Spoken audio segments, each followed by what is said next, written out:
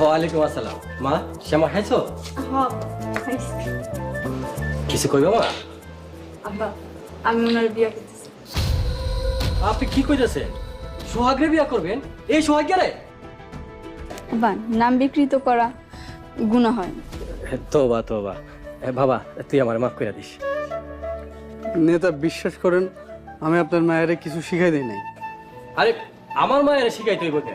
আমার মায়ের কি বয়স হয় না? আমার মায়ের এখন সব বোঝে। তুই এখন আমার মায়ের বিয়া করবি কিনা সেটা কর। কিরে কথা কস না কেন? তুই কি আমার মায়ের বিয়া করতে রাজি আছো? আপনার মায়ের দেখলে আমার ডর লাগে। ভয় লাগে কেন?